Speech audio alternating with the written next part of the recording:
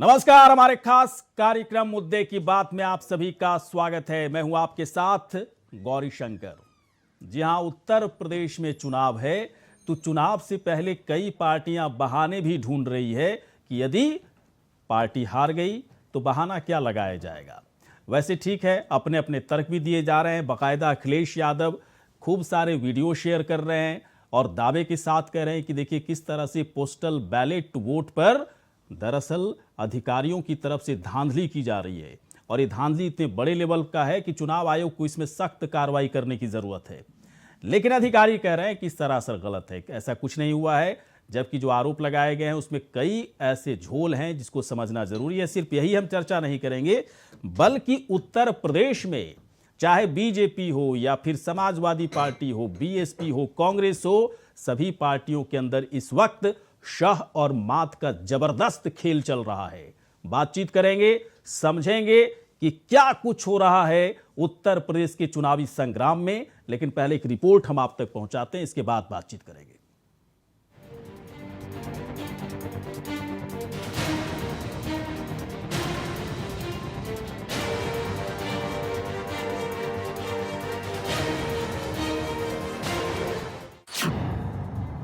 Postal ballot पर UP में उठने लगे सवाल। अखिलेश का अधिकारियों पर धांधली के आरोप। क्या सपा को हारने का सताने लगा है डर। अखिलेश यादव को आजकल डर सताने लगा है। डर का आगाज पोस्टल बैलेट मतदान से हो चुका है। अखिलेश यादव दावा कर रहे हैं कि पोस्टल बैलेट के तहत हो रहे मतदान में अधिकारियों की तरफ से मनमाना रवैया अपनाया जा रहा है। बाकायदा एक वीडियो ट्वीट करके इस मामले में चुनाव आयोग से सख्त कार्रवाई की मांग कर रहे हैं। वृद्धों और दिव्यांगों से वोट डलवाने में धांधली के मामले में फतेहाबाद विधानसभा में पोलिंग पार्टी पर मतदाता की इच्छा के विरुद्ध खुद ही मनमाना वोट डालने का गंभीर आरोप लगा है। चुनाव आयोग तत्काल कार्रवाई करे। सपा गठबंधन की सभी समर्थक व कार्यकर्ता वोटिंग के समय पूरी निगरानी रखें। अखिलेश यादव यही नहीं रुके, एक और वीडियो शेयर करते हुए बाकायदा दिखाने की कोशिश में हैं कि पोस्टल बैलेट को लेकर अधिकारियों में भारी लापरवाही देखी जा रही है। बैलेट से वोट डलवाने में धांधली के मामले में एक प्रशासनिक अधिकारी का सरेआम ये कहना कि एक वोट से कुछ होता है क्या, बेहद गंभीर मामला है। चुनाव आयोग से अपेक्षा है कि ऐसे अधिकारियों को चिन्हित करके तुरंत सस्पेंड किया जाए। अखिलेश यादव के आरोपों में कितनी सच्चाई है, जांच का विषय है, लेकिन आपको बताते हैं कि क्या है पूरा मामला। दिव्यांगों बुजुर्गों की बैलेट वोट जबरन बीजेपी को दिलाने का आरोप। अखिलेश यादव ने चुनाव आयोग से की कार्रवाई की मांग। दिव्यांग सुरेंद्र की शिकायत के बाद मामला सुर्खियों में आया। फतेहाबाद के जगराजपुर में मौके पर विरोध भी हुआ। विरोध के बाद प्रशासनिक लेवल पर जांच पड़ताल की गई। वीडियो कैमरे की रिकॉर्डिंग के बीच मतदान करवाया गया है। जो मतदान करने से मना कर रहे थे उनसे हस्ताक्षर करवाए जा रहे थे। टीम जब गांव में पहुंची तो लोगों ने हंगामा कर दिया और हमला कर दिया। मनमाना मतदान के आरोपों को अधिकारी सरासर गलत बता रहे हैं। कोरोना की वजह से चुनाव आयोग ने पोस्टल बैलेट का दायरा बढ़ाया है। दिव्यांग और 80 साल से अधिक उम्र के बुजुर्गों को पोस्टल बैलेट से वोट डालने की अनुमति दी गई है। चुनाव आयोग के आदेश के तहत ही गांव-गांव वोट डलवाए जा रहे हैं। अखिलेश यादव जो आरोप लगा रहे हैं वाकई में गंभीर है, लेकिन जब तक मामले में सही बात निकल नहीं जाती तब तक कहना मुश्किल है कि अखिलेश के आरोपों में कितना दम है। वैसे अधिकारी इन आरोपों को सरासर गलत बता रहे हैं। ऐसा लग रहा है जैसे चुनाव की तारीख नजदीक आते आते अभी बहुत सारे आरोप और भी सामने आएंगे, यानी चुनावी तपिश बढ़ती जा रही है और हार और जीत का सियासी रोमांच भी इसी के साथ बढ़ता जा रहा है। Bureau report, India voice. तो क्या हारने का बहाना तलाश रहे हैं अखिलेश यादव? क्योंकि अभी से अगर पोस्टल बैलेट पर सवाल उठाया जा रहा है, वैसे वीडियो जो उनकी तरफ से जारी किया गया है, इस वीडियो को देखने के बाद साफ कहा जा सकता है कि पुख्ता सबूत उनकी तरफ से दिया जा रहा है, लेकिन इस पुख्ते सबूत पर भी सवाल उठ रहा है अधिकारियों की तरफ से। तो क्या है, सिर्फ यही मामला नहीं है, बल्कि उत्तर प्रदेश में, चाहे पश्चिमी उत्तर प्रदेश की बात करें, पूर्वी उत्तर प्रदेश की बात करें, अवध की बात करें, बुंदेलखंड की बात करें, सभी जगह बीजेपी पूरी तरह से प्रचंड जीत के दावे कर रही है। लेकिन समाजवादी पार्टी कह रही है कि जीत कर के तो दिखाओ। 403 में 403 अपने नाम समाजवादी पार्टी करने के दावे कर रही है। चलिए हम समझते हैं पार्टियों का क्या स्टैंड होगा, पार्टी किस तरह से इस पूरे मामले को देख रही है। पोस्टल बैलेट पर सवाल है, अधिकारी कह रहे हैं सरासर गलत है, चुनाव आयोग को हस्तक्षेप करने की जरूरत है। चलिए, इस वक्त कई मेहमान हमारे साथ जुड़ चुके हैं और इस वक्त हमारे साथ आनंद दुबे, प्रवक्ता बीजेपी के, जुड़े हुए हैं। आनंद दुबे जी, बहुत बहुत आपका स्वागत है। साथ ही साथ इस वक्त राजनीतिक विश्लेषक हमारे साथ जुड़े हैं। एकेश मिश्रा जी इस वक्त है वरिष्ठ पत्रकार हमारे साथ। मिश्रा जी, बहुत बहुत आपका स्वागत है। सबसे पहले मिश्रा जी आपके पास आ रहा हूँ। ये ठीक है, ये आरोप लगाया जा रहा है अखिलेश यादव की तरफ से, 2 वीडियो ही उन्होंने बाकायदा शेयर की है, पोस्टल बैलेट में धांधली की बात उनकी तरफ से की गई है। क्या ऐसा लग रहा है कि यहाँ से किसी पार्टी विशेष को समझ में आने लगा है कि अगर हम हारेंगे तो क्या बहाने हमारे पास हो सकते हैं? वैसे जो वीडियो उन्होंने शेयर किया है उस पर कई तरह के सवाल उस पर भी खड़े किए जा रहे हैं कि सब सेट किया हुआ था समाजवादी पार्टी की तरफ से। क्या लगता है ए.के. मिश्रा, क्या लगता है कि चुनाव से पहले ये जो तपिश है, चुनावी तपिश है, इसकी दिशा किस तरफ जा रही है? देखिए, आरोप प्रत्यारोप लगते रहते हैं, गलत और सही भी हो सकते हैं, ये जांच का विषय है। मैं भी यही चीज बोलूंगा। रही बात पार्टियां ऐसा क्यों करती हैं, देखिए फ्रंट में अगर देखा जाए, फ्रंट से लीड करने वाली यहाँ पे जो लीडर है वो बीजेपी है, क्योंकि ऑलरेडी सत्ता में है। उसको चैलेंज करने के लिए समाजवादी पार्टी सामने आई है, नो डाउट, वो उसको चैलेंज कर रहे हैं। रिजल्ट क्या होगा डिफरेंट चीज है। ये आरोप इसलिए लगाए जाते हैं कि एक हवा भी बनाई जा सके, जो सत्तारूढ़ पार्टी है या जो उनके कॉम्पिटिटर है। ये हवा इसलिए भी बनाई जाती है कि लोग हमारे तरफ अट्रैक्ट हों, हमारे वोटर ज्यादा से ज्यादा जुड़े। और रही बात जो आपने बोला कि हार का कारण तलाशने के लिए, तो मुझे लगता है कि अभी वो समय नहीं आया है कि कोई भी पार्टी हार का कारण जो है अभी से तलाशना शुरू करे। अभी तो दुंदुभी बजी है, रणभेरी अभी बजी हुई है।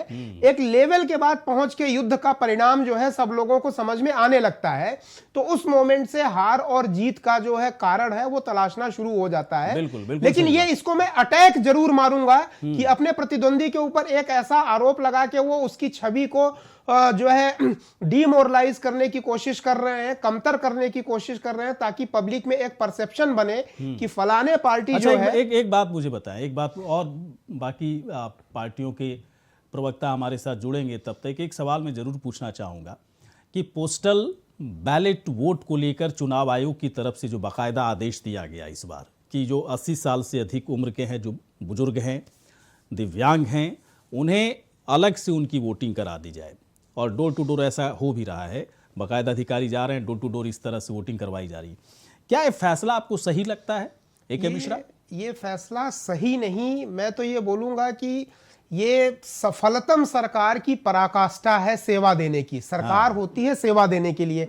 मैं बोलता हूं, दिल्ली में आप उदाहरण लीजिए, पार्टी कोई भी हो, केजरीवाल ने बहुत सारी डोर टू डोर सर्विस शुरू की। प्राइवेट कंपनियां गवर्नमेंट कंपनियों से आगे इसीलिए रहते हैं कि डोर टू डोर सर्विस देते हैं। मैं तो बोलता हूं हर गवर्नमेंट के सेक्टर को डोर टू डोर सर्विस होनी चाहिए। मेरा बिजली का मीटर खराब हो गया, एक फोन कॉल पे हमें सुविधा मिलनी चाहिए। हम टैक्स पे कर रहे हैं, हमारी तबीयत खराब है, डॉक्टर हमारे यहाँ आने चाहिए। डेमोक्रेसी की अगर आप पराकाष्ठा देखेंगे, for the people, by the people, of the people वाला जो कॉन्सेप्ट है ना, उसकी पराकाष्ठा यही है, जबकि हर सुख सुविधा आपको डोर टू डोर मिले। मतलब चुनाव आयोग की तरफ से बाकायदा जो आदेश दिया गया, इसका स्वागत किया जाना चाहिए। बिल्कुल, मेरे समझ से कि मिश्रा जो आप कह रहे हैं, मैं भी इस बात से सहमत हूं, क्योंकि अक्सर चुनाव आयोग की तरफ से देखिए बड़े बड़े इनिशिएटिव लिए जाते हैं, बड़े बड़े कदम उठाए जाते हैं कि अधिकतर लोग घरों से बाहर निकलें, अपने मताधिकार का इस्तेमाल करें, लेकिन इसके बावजूद मत प्रतिशत काफ़ी कम होता है। मुझे लगता है कि अगर इस व्यवस्था को, इसका दायरा थोड़ा और बढ़ाया जाए, और बढ़ाने से क्या होगा कि एक एक लोगों का मतदान कम से कम, एक एक लोगों का वोट तो कम से कम पता चलेगा कि कहाँ जा रहा है, और डेमोक्रेसी का मतलब ही वही है। चलिए, ये मुद्दा थोड़ा सा अलग है। आनंद दुबे इस वक्त जुड़ चुके हैं। आनंद दुबे, आवाज आ रही है सर आप तक मेरी आवाज? बिल्कुल आ रही है, बिल्कुल। आनंद दुबे, एक बात बताएं, ढेर सारे आरोप लगने लगे अभी से कि अधिकारियों के ऊपर हालांकि आरोप लगाया गया, लेकिन इशारा तो है कि देखिए बीजेपी के इशारे पर कुछ अधिकारी किस तरह से धांधली कर रहे हैं, पोस्टल बैलेट में धांधली हो रही है, तो आगे पता नहीं क्या क्या करेंगे। मतलब तो यही हुआ ना भाई साहब? देखिए, जिस व्यक्ति का आत्मविश्वास हिल जाता है या जो व्यक्ति अपना आत्मविश्वास खो देता है, उसको फिर सारी व्यवस्थाओं से विश्वास उठ जाता है। और अखिलेश यादव जी की स्थिति आजकल कुछ ऐसी ही, वो हताशा और निराशा में घिर चुके हैं। उन्हें अच्छी तरह से पता है कि 10 मार्च को जो चुनाव के नतीजे आने वाले हैं, उसमें समाजवादी पार्टी की स्थिति क्या होने वाली है। इसलिए आपने देखा होगा कुछ दिन पहले ही उन्होंने कहा था कि डीएम और ईवीएम से सावधान रहना चाहिए। और ये पहली बार नहीं है, हर बार कभी वो ईवीएम पे सवाल उठाते हैं, कभी न्यायालय पे सवाल उठा देते हैं, कभी चुनाव आयोग पे सवाल उठाते हैं, कभी सरकारी मशीनरियों पे सवाल उठा देते हैं। मतलब किसी भी व्यवस्था में उनका भरोसा सवाल उठा देते हैं। तो आप चुनाव कराने के लिए कहीं यूएन की एजेंसी तो आएगी नहीं, या कहीं कोई ऐसी व्यवस्था तो बनेगी नहीं जो अखिलेश यादव जी के हिसाब से चले। तो अगर इन्हें इन चीजों में भरोसा नहीं, इसका मतलब है कि अखिलेश यादव जी नतीजे आने से पहले ही अपनी हार को स्वीकार कर चुके हैं, और वो एक अभी से बहाना तैयार कर रहे हैं कि आखिर 10 तारीख को रोने का वो कौन सा बहाना हमारे पास रहेगा। ये वही लोग हैं जो जहां विपक्ष जीतता है वहां ईवीएम पे इनको कोई दिक्कत नहीं रहती है, जहां इनकी हार हो जाती है वहां ये कहते हैं। लेकिन एक बात बताएं दुबे जी, एक बात बताएं, तब भी जो वीडियो उनकी तरफ से शेयर किया गया, उस वीडियो में क्या कमी लगती है आपको? एक उसमें शख्स कह रहा है कि मुझे साइकिल पर वोट करना था, जबरदस्ती अधिकारियों ने मुझे, है ना, कमल पर वोट करवा दिया बाकायदा। और भी देखिए वो वीडियो कैसा है, क्या है, और उसकी सत्यता क्या है, ये इस पर मैं बात नहीं कर सकता हूं। अगर ऐसा कोई वीडियो है, इस तरह का कोई आरोप है, तो निश्चित रूप से चुनाव आयोग संज्ञान लेगा। देखिए, सबसे बड़ी बात है कि इस समय पूरी की पूरी व्यवस्था वो है चुनाव आयोग के अधीन है, और चुनाव आयोग जो है संवैधानिक और स्वतंत्र एजेंसी है जो अपना काम कर रही है। अगर इस तरह की कोई बात हुई है और अगर वाकई इसमें सत्यता है, तो निश्चित रूप से चुनाव आयोग इस पर कार्रवाई करेगा। लेकिन कुल मिला के ये है कि समाजवादी पार्टी इस तरह के तमाम तरह के झूठे वीडियो, प्रोपेगेंडा ये पहले भी फैलाती रही। आपको याद होगा कि जो मतलब आप ये कह रहे हैं आनंद, की दरअसल बहाने तलाशने की कोशिश हो रही है कि 10 मार्च को जब नतीजे उनके खिलाफ आ जाएं, तो कम से कम अभी से कहना शुरू किए हैं, पोस्टल बैलेट से उनकी शुरुआत हुई है, फिर धीरे धीरे ईवीएम पर आ जाएंगे, लेकिन बाकायदा वो पुख्ता सबूत भी जारी कर रहे हैं। तो उस पर भी थोड़ा सा आप लोग को जवाब देने की ज़रूरत है कि ये वीडियो किस तरह का है, क्या इस वीडियो को बनाया गया है, कि क्या समाजवादी पार्टी की तरफ से बनाया गया है? ये बड़ा सवाल है। मैं आता हूँ थोड़ी देर के बाद मैं आऊँगा, ये सब सवाल मैं जरूर पूछूंगा। इस वक्त 2 मेहमान हमारे साथ और जुड़ चुके हैं। अंकुर सक्सेना जी इस वक्त हैं आरएलडी के प्रवक्ता। अंकुर, बहुत बहुत आपका स्वागत है। रोशनी कौशल जायसवाल जी इस वक्त हमारे साथ जुड़ चुकी हैं, कांग्रेस की प्रवक्ता। रोशनी जी, बहुत बहुत आपका स्वागत है। सबसे पहले मैं अंकुर के पास आता हूं। अंकुर, आरएलडी की चर्चा अभी साल भर से इतनी ज़्यादा हो गई कि हम लोगों को ढूंढना बड़ा मुश्किल पहले होता था कि आरएलडी के प्रवक्ता कौन है। अब तो आप लोगों का इतना नाम रोशन हो रहा है कि अब ढूंढना मुश्किल भरा काम नहीं है। ऐसा क्या कर दिया सर पश्चिमी उत्तर प्रदेश में? खूब वीडियो जारी करवा रहे हैं अखिलेश यादव से कि देखिए पोस्टल बैलेट से धांधली की शुरुआत हो गई है, बीजेपी पता नहीं क्या करेगी। इस बार किसानों को साधने में लगे हुए हैं, बेरोजगारों को साधने में लगे हुए हैं, महंगाई पर खूब बड़े भाषण दे रहे हैं।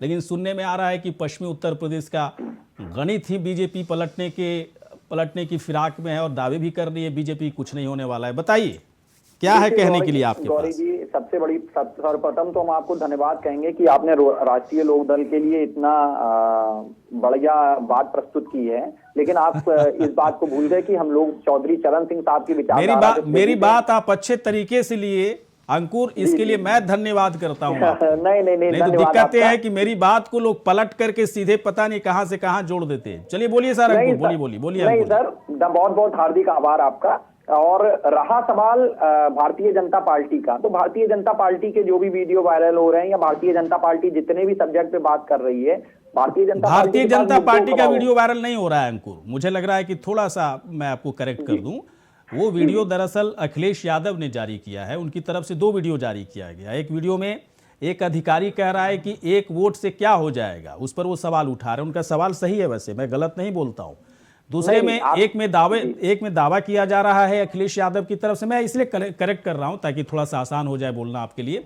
दूसरा जो वीडियो उनकी तरफ से जारी किया है वो दिखा भी रहे हैं, जिसमें बाकायदा एक दिव्यांग की तरफ से दावा किया गया कि मुझे साइकिल पर वोट करना था, लेकिन कुछ अधिकारियों ने जबरदस्ती मुझसे कमल छाप पर वोट करवा दिया।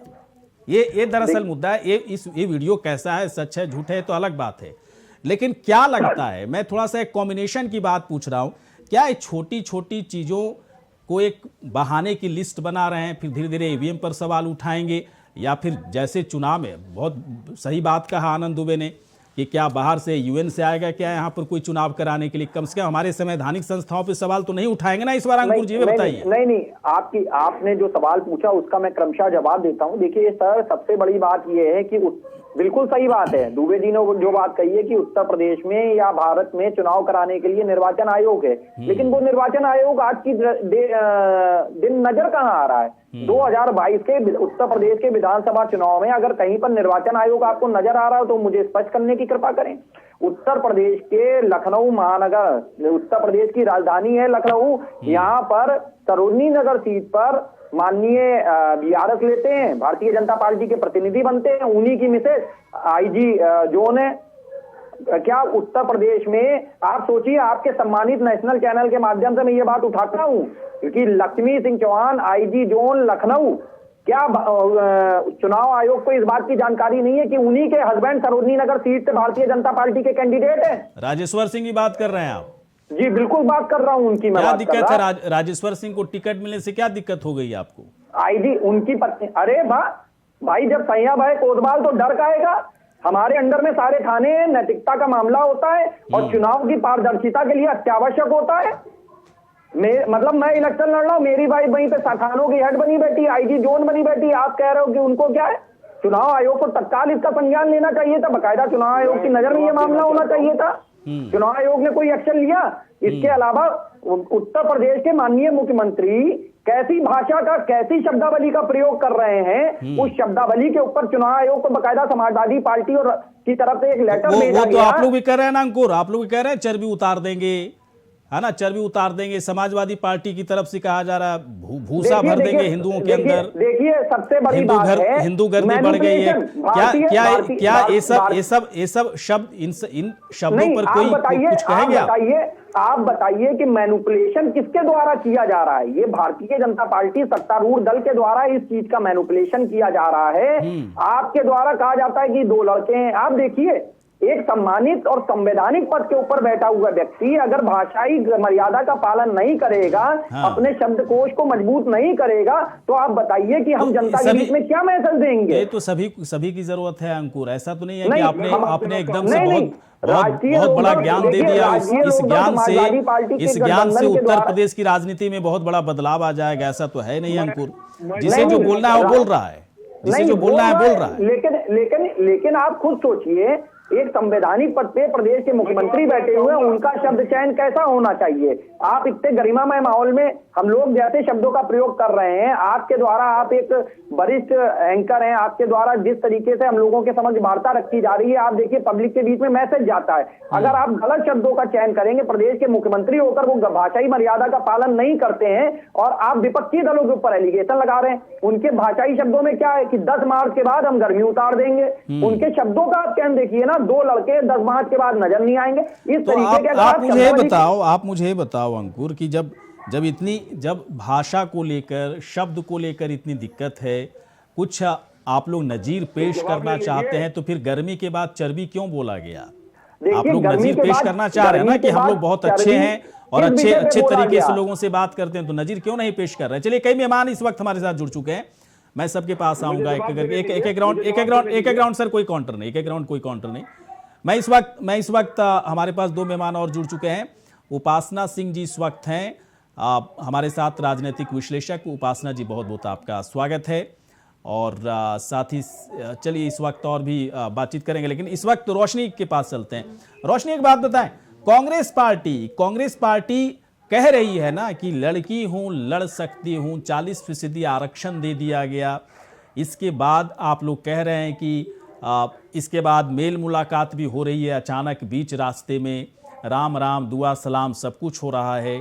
तो क्या माना जाए कि चुनाव के बाद गठबंधन में कांग्रेस को कुछ बड़ा मिलने वाला है? क्या आप लोग मान कर चल रहे हैं कि समाजवादी पार्टी की सरकार बनेगी?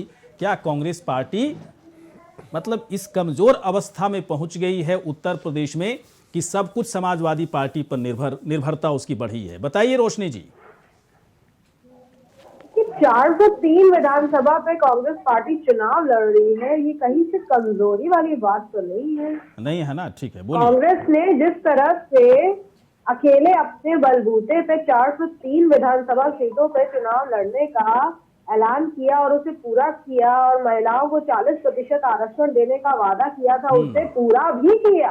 अभी तक जितनी लिस्ट आई है उन सब में अगर आप देखेंगे तो 40% आरक्षण महिलाओं को कभी किसी ने सपने में भी नहीं सोचा था। नहीं सोचा तो नहीं था रोशनी, लेकिन मैं रोकना चाह रहा हूं आपको। सोचा तो नहीं था, लेकिन दिक्कत उस लिस्ट के साथ है कि आप लोग कहाँ, देखिए सभी पार्टियों में जिताऊ उम्मीदवार पर फोकस हो रहा है कि जो जीतेगा उसको टिकट दिया जाएगा। आप लोग किसी को ही पकड़ करके आप टिकट दे रहे हैं, किसी को भी पकड़ के नहीं। देखिए पहले यही बात, मतलब जीते ना जीते उसमें जीतने का दम हो ना हो, बस टिकट दे। 40% महिलाओं को टिकट देने की बात कर रही है कांग्रेस। 40% महिलाएं मिलेंगी कहाँ इन्हें?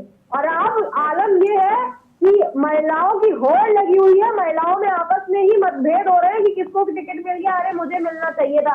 हजारों लाखों महिलाओं ने आवेदन कर दिया है कांग्रेस पार्टी में, और यही भारतीय जनता पार्टी के प्रवक्ताओं पे जब मुंह पे एक तमाचा मारा है कांग्रेस पार्टी ने।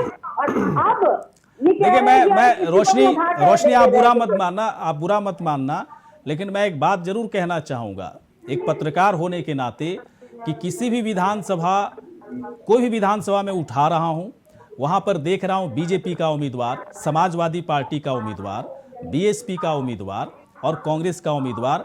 आपके उम्मीदवार को कोई नहीं जानता। मैं बहुत ईमानदारी से कह रहा हूं, कोई नहीं जानता। आपने ऐसे लोगों को टिकट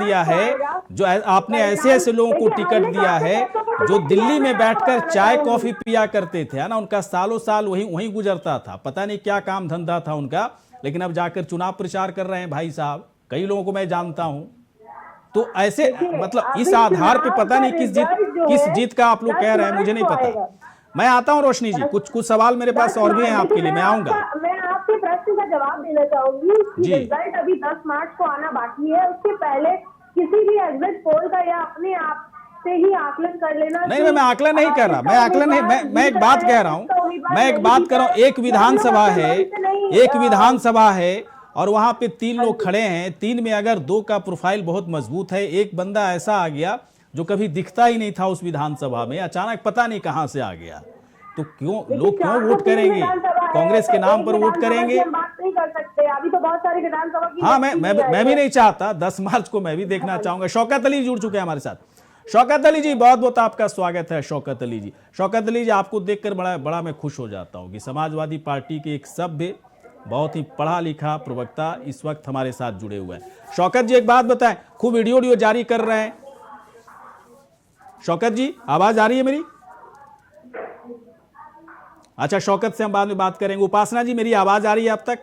जी बिल्कुल आ रही है। अच्छा उपासना जी, एक बात बताएं, उत्तर प्रदेश में जो इस वक्त चल रहा है, शह और मात का खेल होना भी चाहिए।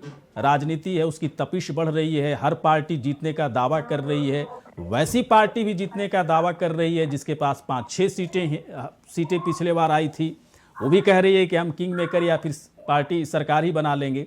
मुझे थोड़ा सा बताएं, इस वक्त उत्तर प्रदेश की जो हवा इस वक्त है, मैं हवा शब्द का प्रयोग इसलिए कह रहा हूं कि अब समय नहीं रहा, बहुत कम समय रहा, मतदाताओं का रुझान जो होगा किन किन मुद्दों पर जाकर टिकेगा, वो ये बहुत जरूरी सवाल है दरअसल उपासना।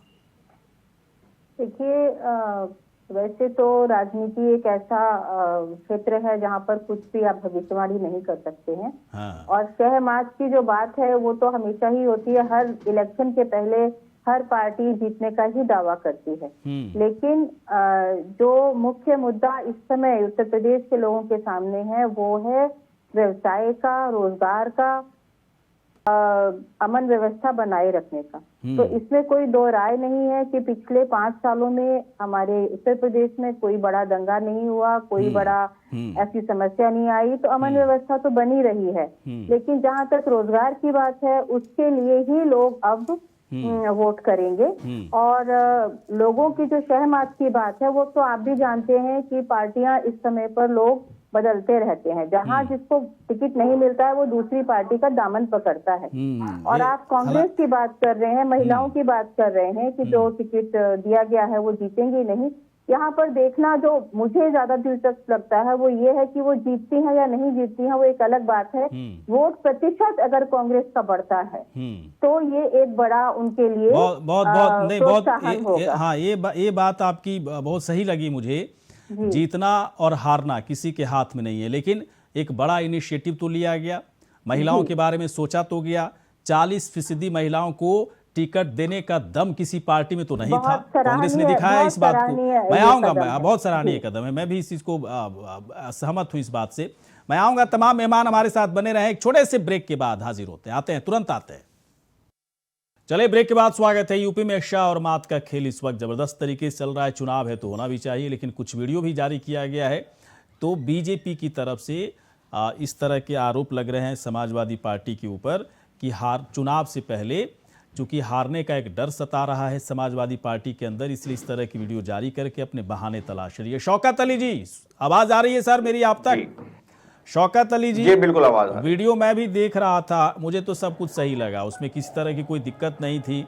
तब भी आप लोगों को कटघरे में खड़ा किया जा रहा है कि समाजवादी पार्टी अभी से ही ग्राउंड बना रही है, चूंकि हारना तो तय है 10 मार्च को, तो कहेगी कैसे? पोस्टल बैलेट से शुरुआत है, फिर धीरे धीरे ईवीएम पर आ जाएंगे आप लोग। देखिए गौरी शंकर जी, भारतीय जनता पार्टी के लोग तो इस बात को भी स्वीकार करने को तैयार नहीं कि वो वीडियो सही है या नहीं सही है। एक उत्तर प्रदेश का नागरिक इस बात को कह रहा है कि हमें वोट डालने से बाधित किया जा रहा है। हम समाजवादी पार्टी को वोट देना चाहते हैं। अच्छा हुआ कि भारतीय जनता पार्टी ने यह आरोप नहीं लगाया कि वो समाजवादी पार्टी का कार्यकर्ता है, वरना कह देते कि समाजवादी पार्टी के कार्यकर्ता ही शोर मचाने का काम कर रहे हैं।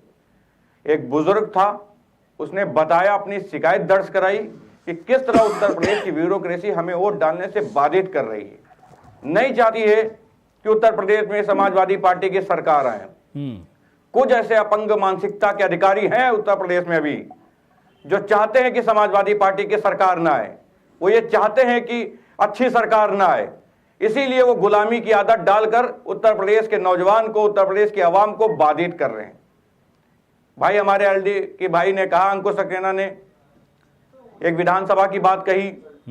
आज लखनऊ की सबसे हाई प्रोफाइल विधानसभा है।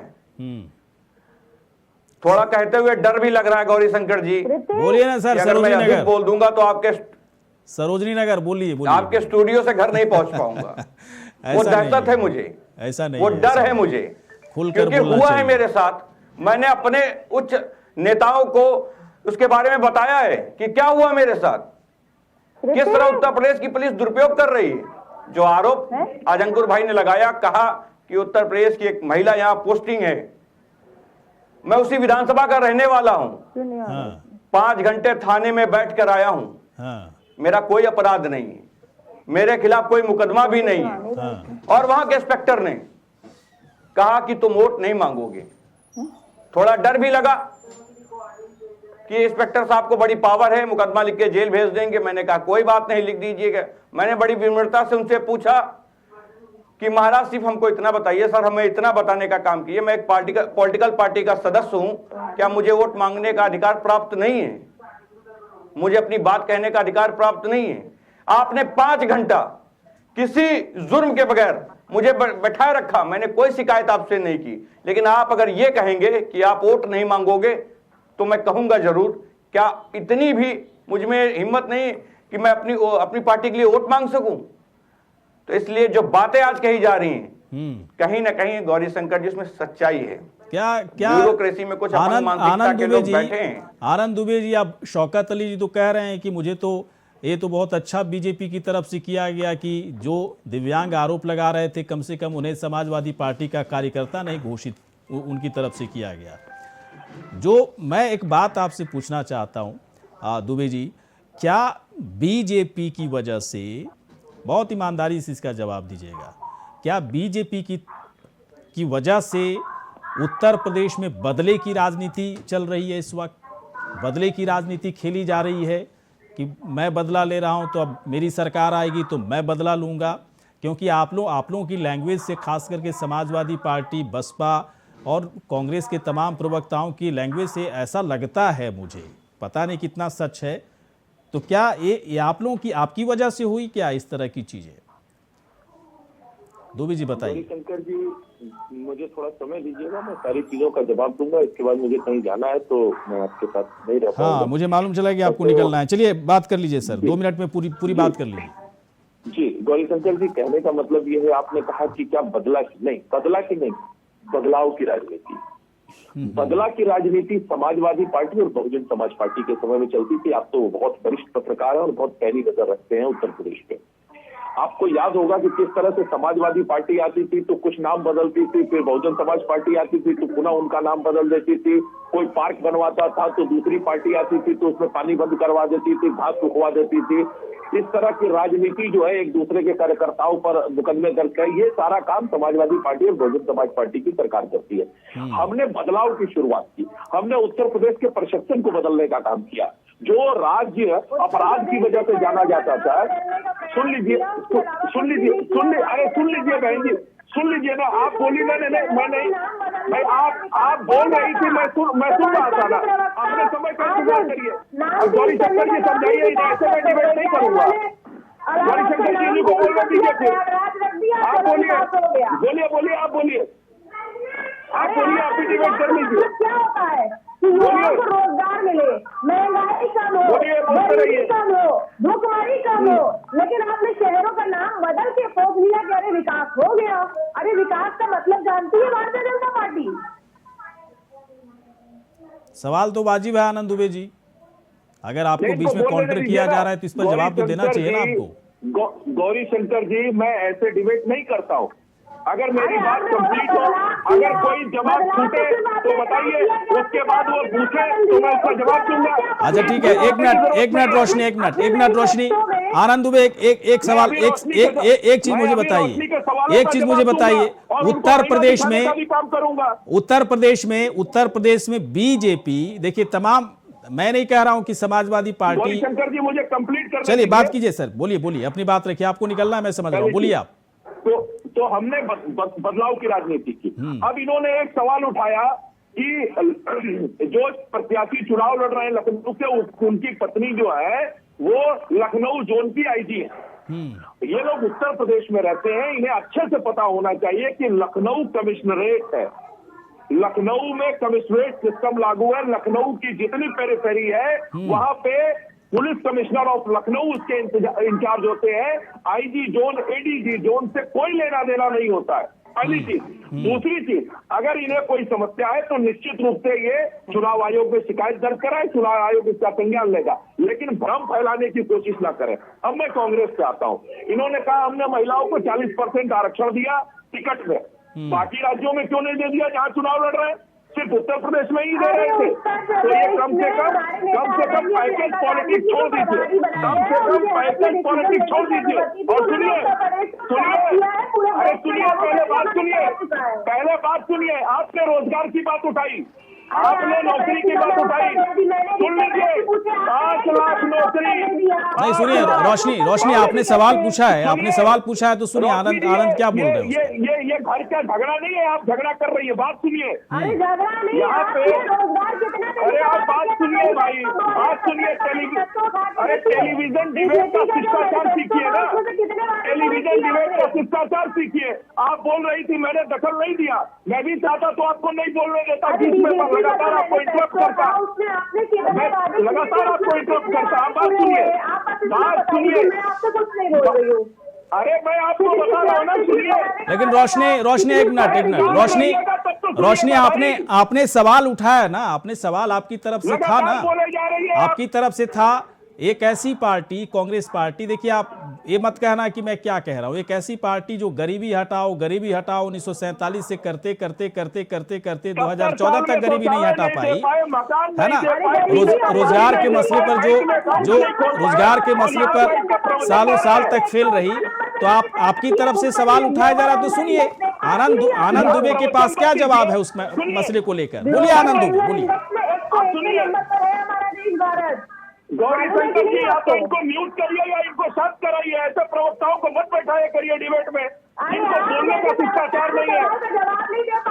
आप शिष्टाचार सीखिए, आप शिष्टाचार सीखिए, क्योंकि आपके पास में बताने के लिए कुछ है ना, आप तर्क के आधार पर डिबेट कर सकती है। मैं आपसे पूछता हूँ, आप जवाब दीजिए ना। अच्छा चलिए ठीक है सर, एक मिनट है आपके पास। आनंद दुबे एक मिनट में आप अपना वाइंड अप कर लीजिए। बोलिए आनंद दुबे जी। मैं बताता हूँ, हमने उत्तर प्रदेश में जब सत्ता संभाली थी, उत्तर प्रदेश में बेरोजगारी दर 17.1% थी, आज 4.8% है। हमने 5.25 लाख सरकारी नौकरी दी, 3.5 लाख संविदा पे नौकरी दी, 2.5 करोड़ प्राइवेट रोजगार के अवसर पैदा किए। अब मैं कांग्रेस की प्रवक्ता से पूछता हूँ, TMIE का डेटा है, लेकिन ये तमाम दावे आनंद दुबे आप लोग कहते हो ना, मैं तो बार बार कहता हूं कि बीजेपी के प्रवक्ता की तरफ से तमाम दावे किए जाते हैं, आंकड़े भी पेश किए जाते हैं, तब भी कांग्रेस के प्रवक्ता, समाजवादी पार्टी के प्रवक्ता, बसपा, तमाम विपक्ष आपके आंकड़ों पर ही भरोसा नहीं कर पा रहे हैं। ये समझ से परे की बात है। चले मैं आता हूं, मैं ए.के. मिश्रा जी के पास आ रहा हूं। ए.के. मिश्रा जी क्या लगता है? आते हैं सर, आते हैं दुबे जी, आते हैं। समझ गया दुबे। गौरी जी, हमको भी जवाब देना है जरा दुबे जी के सवाल का। हाँ मैं आता हूं, आपके पास आऊंगा मैं, एक मिनट। ए.के. मिश्रा, क्या लगता है ये क्या छद्म तरीके से, या कह सकते हैं एक छल राजनीति चल रही है? आते हैं सर, आनंद दुबे जी आते हैं, आते हैं। सुनिए क्या, एक मिनट सवाल सुन लीजिए। क्या छल राजनीति चल रही है कि अगर समाजवादी पार्टी ने काम किया और दिखाने की कोशिश अगर समाजवादी पार्टी सरकार की तरफ से की जा रही है, तो बीजेपी मानने के लिए तैयार नहीं थी, कोई पार्टी मानने के लिए तैयार नहीं थी। अब बीजेपी काम करके दिखा रही है तो समाजवादी पार्टी मानने के लिए तैयार नहीं, कांग्रेस मानने के लिए तैयार नहीं। आंकड़े पेश किए जा रहे हैं, बाकायदा प्रूफ पेश किए जा रहे हैं, तभी कहा जा रहा है कि रोजगार कहाँ है। ये बड़ा अजीब तरह, मुझे तो लगता है छद्म राजनीति, इसको छल राजनीति भी आप कह सकते हैं। जनता को भ्रम में डालने जैसी राजनीति ये है। जनता कैसे भरोसा करे? आप ये देखिए, अश्वत्थामा मरो नरो या कुंजरो, महाभारत का उदाहरण दिया है। अश्वत्थामा मारा गया, ये नहीं बताया गया कि हाथी मारा गया कि अश्वत्थामा जो उनका पुत्र था गुरु द्रोणाचार्य का, वो मारा गया। तो राजनीति में सदैव ही कर छल बल का चलता रहता है। जो आप बोलना चाहते हैं वो सूडो कैमोफ्लेज होता है, एक टेक्निक होती है जिसमें ये होता है गलत तरीके से या आवरण करके किसी को कन्विंस करना, किसी के परसेप्शन को बदलना। जैसे विकास नहीं तो मुझे बताया, या ना हुआ मुझे बताया, लेकिन दावे सारे लोग करेंगे कि हमने इतना विकास कर दिया कि दुनिया में उतना विकास हुआ नहीं है। तो क्या इकोनॉमिक मुद्दा है। क्या ए.के. मिश्रा, क्या लगता है 2017 से 22 में कोई विकास नहीं हुआ? जो आंकड़े पेश किए जा रहे हैं आनंद दुबे की तरफ से सब फेक है, सब बेकार है। आप में एक बहुत इंटीग्रेटेड इकोनॉमिक मुद्दा है। पॉलिटिकल डिबेट से इसका आंसर नहीं निकलेगा। मैंने हजारों डिबेट की है। और मैं ये भी बोलता हूँ, बीजेपी, कांग्रेस, इन सब के प्रवक्ता, जो पॉलिटिकल प्रवक्ता बैठते हैं, वो इस मुद्दे पे बात नहीं कर पाएंगे, सोल्यूशन नहीं दे पाएंगे कि विकास की परिभाषा क्या है, रोजगार की परिभाषा क्या है, कितना हुआ कितना नहीं हुआ, उसमें बहुत फैक्टर है। लेकिन मैं ये मानूंगा कि विकास तो कॉन्टिन्यूअस तरीके से हुआ है, सरकार किसी की भी हो। इतना जरूर है कि बीजेपी के सरकार में कुछ सेक्टर्स में विकास बहुत द्रुत गति से हुआ है। Speed at the rate of जो कॉन्सेप्ट है वो बहुत तेज है और वो दिखता है। मेरे कहने का मतलब, मैं ये नहीं बोलता हूं कि सारे सेक्टर में 100% विकास हो गया, अब विकास की जरूरत नहीं है, समस्या नहीं है। लेकिन इतना जरूर माना जा सकता है कि जो पहले एक बड़ी स्लो स्पीड होती थी सरकारी कार्य योजनाओं को लागू करने की, वो अब बहुत तेजी से बदल गई है, उसमें स्पीड आ गई है। ये बड़ा एप्रिसिएटिंग स्टेप गवर्नमेंट का मुझे देखने को मिल रहा है। चलिए, ये बढ़िया लगा आपका ये चीज़, मैं बहुत अच्छे से मैं इसको समझना चाह रहा था। धन्यवाद। अच्छा लगा। मैं इस वक्त अब आता हूँ हमारे पास जो अगले इस वक्त कई मेहमान हैं, उपासना जी के पास में आना चाह रहा हूँ। उपासना, एक बात बताएं, ये एक बात अच्छी लगी आपकी कि ठीक है, महिलाओं को लेकर एक बड़ा इनिशिएटिव, एक बड़ा कदम उठाया गया कांग्रेस पार्टी की तरफ से, हारने और जीतने पर इसको मत छोड़िए। इसके बावजूद कांग्रेस पार्टी जो भी इस वक्त उत्तर प्रदेश में कर रही है या फिर तमाम मुद्दों पर वोट मांगने की कोशिश कर रही है, जो भी है, ऐसा लगता है कि मुद्दों को लेकर बड़ा क्लैशेस है विपक्ष के अंदर।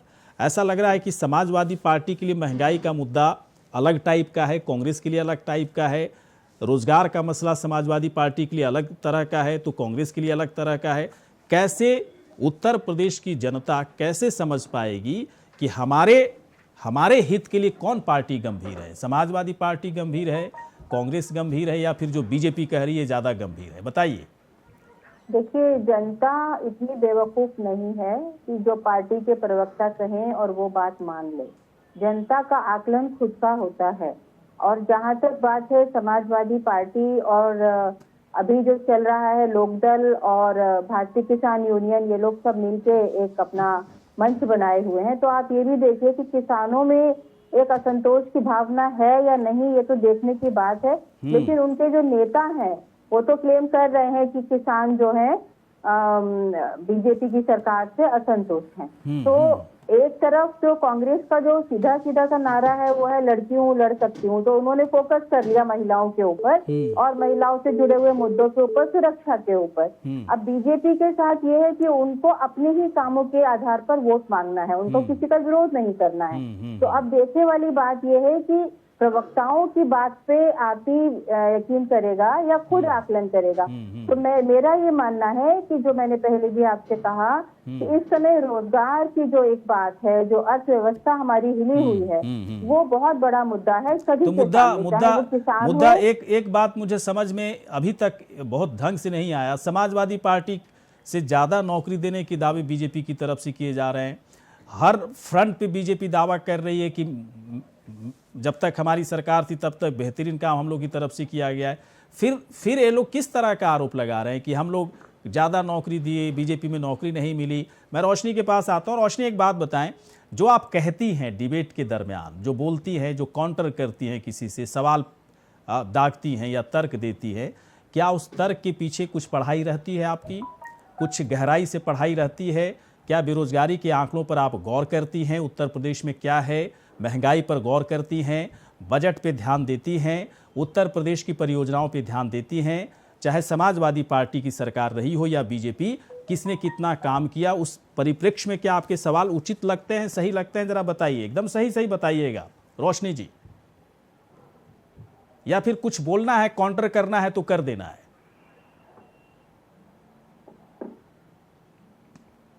रोशनी जी से लगता है हमारा संपर्क नहीं हो पाया। अंकुर के पास में आ रहा हूं। अंकुर, सुन पा रहे हैं आप? जी, आवाज आ रही है। आपको आ रही है मेरी आवाज? बिल्कुल आ रही है। अंकुर, एक बात बताएं, पश्चिमी उत्तर प्रदेश में एक बात जो मुझे समझ में नहीं आती कि थोड़ा सा ऐसा लग रहा है कि ध्रुवीकरण करने की कोशिश हो रही है। आरोप लग रहा है, सुन लीजिए, आरोप जो लग रहा है, बीजेपी के ऊपर भी आरोप लग रहा है कि बीजेपी वहां पर हिंदू मुस्लिम करने की कोशिश में है। आप ही लोग आरोप लगाते हो। आपके ऊपर आरोप लग रहा है कि आप लोग मुसलमान जाट को एक साथ लेकर के बीजेपी को हराने में लगे हो। वहीं दूसरी तरफ समाजवादी पार्टी के जो मुसलमान प्रत्याशी हैं, उनके कई समर्थक कहते हैं कि हिंदुओं के अंदर भूसा भर देंगे। ये इन सब चीज़ों का बड़ा नुकसान होगा आपको चुनाव में पश्चिमी उत्तर प्रदेश में। क्या रोकने का कोई तरीका, कोई पैरामीटर, कोई स्केल वगैरह आपने नहीं किया कि कैसे इन लोगों को रोका जाए? आपके सवाल, आपने जो प्रश्न पूछा है उससे पहले मैं भारतीय जनता पार्टी के जो प्रतिनिधि महोदय हैं दुबे जी, अब है नहीं तो है नहीं, बोल दीजिए। नहीं, लेकिन उनने जो बात बोली उस चीज को स्पष्ट करना जरूरी है। कीजिए। मैं इसीलिए बुलाता हूँ, आप ऐसा नहीं है एक तरफा कोई बात करके चला जाए। उनने दो बड़े प्रश्न उठाए थे, मैं उनका जवाब दे रहा हूं आपके सम्मानित चैनल के माध्यम से। सरोजनी नगर सीट से जो विधानसभा के प्रत्याशी हैं, अगर उनकी मिसेज आईजी जोन लखनऊ है तो सरोजनी नगर क्षेत्र ठीक है, लखनऊ में कमिश्नरेट है, इस बात से इनकार नहीं है, लेकिन जैसे ही आप कृष्णा नगर सरोजनी नगर विधानसभा के अंतर्गत गांव आते हैं, जो गांव आते हैं वो आईजी जोन और एसपी ग्रामीण के अंतर्गत आते हैं, और एसपी ग्रामीण आईजी जोन के अंतर्गत आता है। इसलिए इस बात का आपके चैनल के माध्यम से समाधान होना बहुत जरूरी था। वो हमारे वोटर है सरोजनी नगर क्षेत्र के, उनके ऊपर पूर्ण प्रभाव पड़ेगा। और अभी अब मेरे सवाल पे आइए सर, अब मेरे सवाल पे आइए। और सुनिए, आपने बेरोजगारी, उनने बेरोजगारी वाला मुद्दा उठाया था और अपराध का, मैं उन्हीं के सवाल का जवाब दे रहा हूं कि भारतीय समाजवादी पार्टी के शासनकाल में 2012 से 17 में 2,37,821 आपराधिक केस दर्ज हुए थे। तो भारतीय जनता पार्टी के में दिसंबर 2020 तक, 2017 से 20, 3 साल के भीतर 3,40,170 केस दर्ज हुए हैं। और ये मेरा आंकड़ा नहीं है, ये सरकारी आंकड़ा है। तो पहले बीजेपी कहती है कि पहले होते नहीं थे दर्ज, अब हो रहे हैं, इसलिए दिख रहे हैं ज्यादा। नहीं, दर्ज हो नहीं रहे। अच्छा, समय नहीं है अंकुर, समय थोड़ा कम है। मैं शौकत अली के, एक मिनट मैं आ रहा हूं अंकुर। शौकत से एक सवाल मैं जरूरी पूछना चाहता हूं। शौकत जी बताइए, मैं देखिए मैं इन सब चीजों में बिलीव नहीं करता, मैं बस इतना जानता हूं कि रण क्षेत्र है, महारथी जब आपस में संग्राम करते हैं तो कोई बहाना नहीं ढूंढता है। मैं इन सब चीज़ों में बिलीव ही नहीं करता कि कौन हारने का बहाना ढूंढ रहा, कौन जीतने का बहाना ढूंढ रहा। लेकिन समाजवादी पार्टी उत्तर प्रदेश में लोग कहते हैं ऐसा कि समाजवादी पार्टी इस बार कुछ अलग करने की गुंजाइश बची हुई है। ये गुंजाइश में फंसे हुए हैं आप लोग, या कुछ बड़ा करने की इस बार सोच रहे हैं? बड़ा में है क्या? क्योंकि बहुत सारी ऐसी चीज़ें आ रही है आप लोगों की पार्टी की तरफ से, मुझे लगता है कि एकदम डायरेक्टली नुकसान होगा आप लोगों को। भाषा, कहना चाह रहा था भाषा। जी गौरी शंकर जी, आपको कहां से इनपुट मिल रहे हैं मुझे जानकारी नहीं। लेकिन हाँ, एक चीज मैं जरूर आपको अवगत कराना चाहूंगा कि उत्तर प्रदेश एक बड़े पैमाने पे विकसित होने जा रहा है। एक बड़ा विजन है समाजवादी पार्टी के पास, और समाजवादी पार्टी यदि सत्ता में आए तो आपको देखने को जरूर मिलेगा गौरी शंकर जी। उत्तर प्रदेश के नौजवानों के चेहरे पे एक अलग सी मुस्कान होगी। जो आज मायूसी छाई है, जो आज उत्तर प्रदेश का नौजवान लाठियां खा रहा है, इससे निजात मिलने जा रही है उत्तर प्रदेश को। उत्तर प्रदेश भी इस बात को बखूबी समझ रहा है, उत्तर प्रदेश का नौजवान भी इस बात को बखूबी समझ रहा है कि अगर कोई हमारे चेहरे पे सच में मुस्कान ला सकता है, उत्तर प्रदेश को विकसित कर सकता है, तो समाजवादी पार्टी। आज जो ये जनसैलाब है, इसी बात का ये सबूत है। आज जो तमाम वोटर्स टीवी के सामने मुखर होकर कह रहे हैं कि हम समाजवादी पार्टी को वोट देना चाहते हैं, ये इसी बात का सबूत है कि हमने जो प्लान तैयार किया था, हमने जो रोड मैप बनाए थे, हमने जो उत्तर प्रदेश को विकास की ओर ले जाने का खाका तैयार किया था, तो ऐसे दावे शौकत जी जनमत हमें मिलने जा रहा है। शौकत जी, ऐसे दावे तो सही पार्टियों की तरफ से हो रहे हैं। बसपा के भी तमाम समर्थक वीडियो बना के भेजते हैं कि मेरी ही सरकार बनेगी, और ठीक ठाक उनकी तरफ से दिखाया जाता है। कांग्रेस वाले भी कह रहे हैं, बीजेपी तो कह रही है कि प्रचंड बहुमत आने वाला है 350 से ऊपर। तो आपके पार्टी के समर्थक भी कह रहे हैं, तो अच्छी बात है ना, उसमें क्या बुराई है? वो तो अच्छी बात है। गौरी शंकर जी, ये दुर्भाग्य मैं कहूंगा, एक पार्टी जो सत्ता में है वो सिर्फ दावा कर रही है, पिछली सरकारों की बातें बता रही है, लेकिन 5 साल जो कार्यकाल में रहे वो अपने काम नहीं बता रहे हैं। आज भी आप भारतीय जनता पार्टी के साथ तमाम बार डिबेट कर चुके हैं, उनके प्रवक्ताओं ने कभी काम नहीं बताए। अच्छा, मंच पे होते हैं तब भी ये लोग काम नहीं बताते। मैं चाह रहा था कि आनंद दुबे थोड़ा सा रुकते, बताने के लिए मैं चाह रहा था कि आनंद दुबे थोड़ा रुकते, शौकत अली से थोड़ा सा जिरह करते। मैं चाह रहा था कि आप दोनों को मैं थोड़ा जिरह कराऊं, लेकिन कुछ काम था, उनको चले गए और मेरे पास भी वक्त खत्म हो गया। आप सभी यहाँ पर आए, तमाम मेहमान, बहुत बहुत शुक्रिया, आप सभी ने वक्त दिया, धन्यवाद। इसी के साथ खास कार्यक्रम इतना ही, नमस्कार।